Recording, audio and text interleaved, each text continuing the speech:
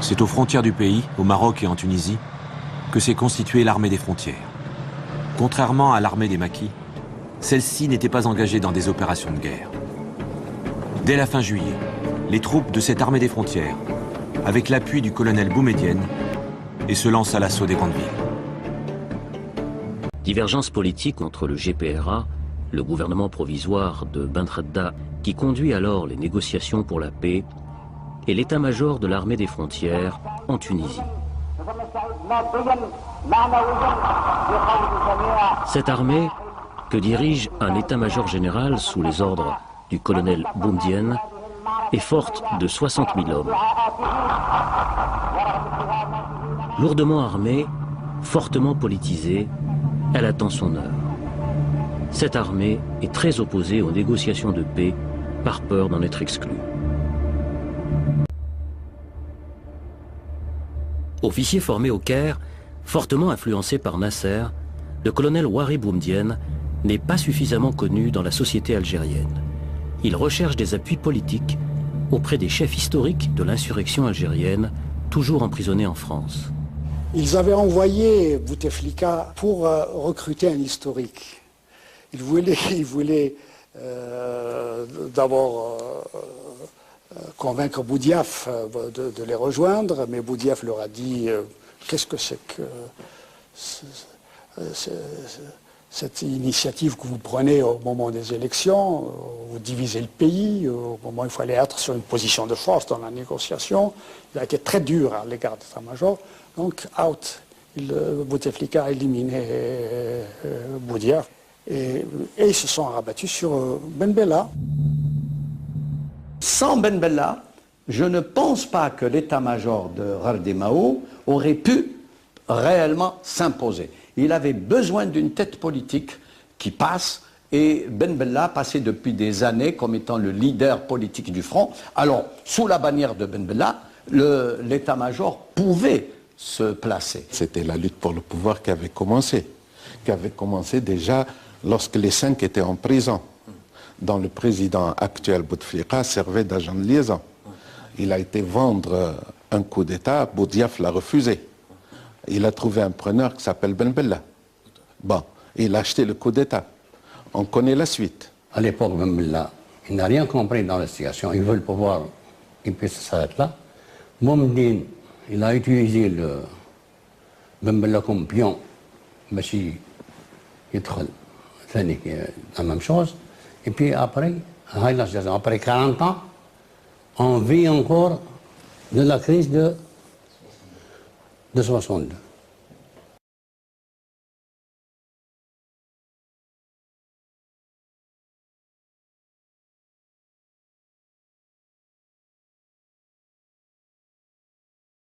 والعقيد بومدين وزيرا للدفاع ونائبا لمجلس الوزراء.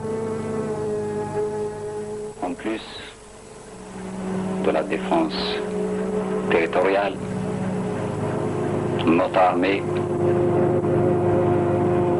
aura une mission à accomplir, c'est-à-dire la participation effective à la construction de notre pays.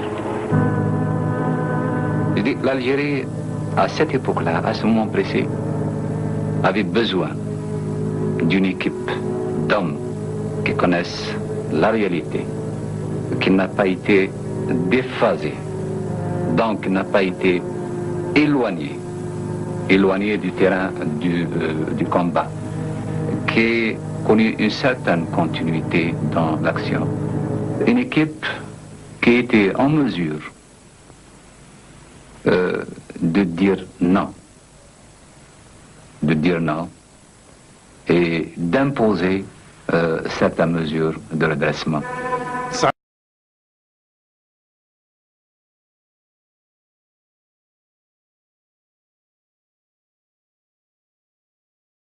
يعني في النهاية أن الجيش الذي جاء هو جيش الحدود، والجيش الذي انتصر على المجاهدين، على جيش المجاهدين هو جيش الحدود، وهذا جيش الحدود هو اللي تشكل من بعد منه الجيش الوطني الشعبي بكل ألم.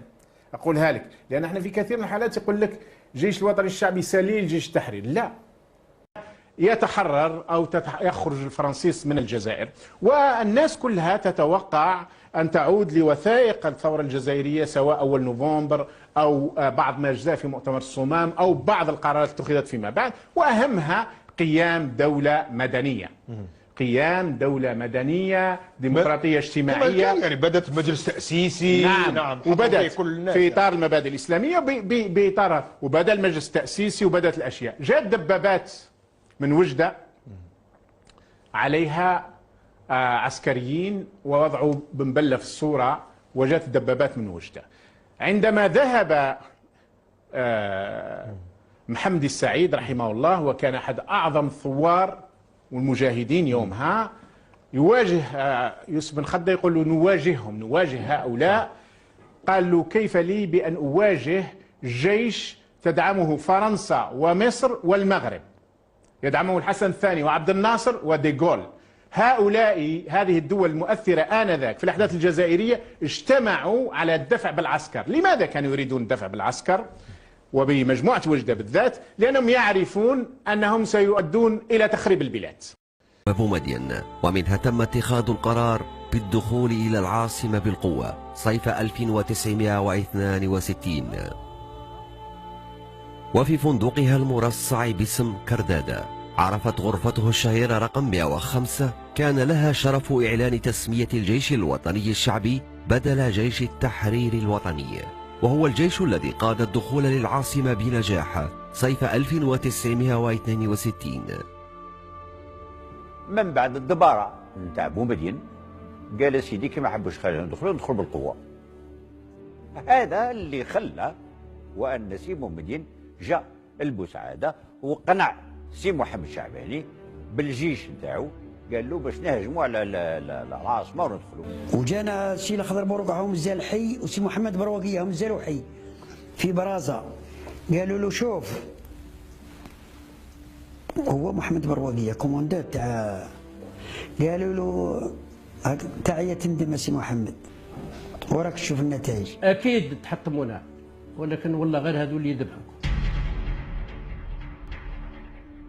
وبالفعل كما سي محمد الشعباني قبل الموت قال الشيء الوحيد اللي ندم عليه هي الحكايه نتاع اللي دخلناهم للجزائر وحكموا وداروا نتاع فرنسا، وها مش راهم يديروا فينا نتاع فرنسا. قال لي هذيك الغلطه اللي درتها وما ننساهاش حتى نموت ونخلصها ولو بعمري ورحت ربح.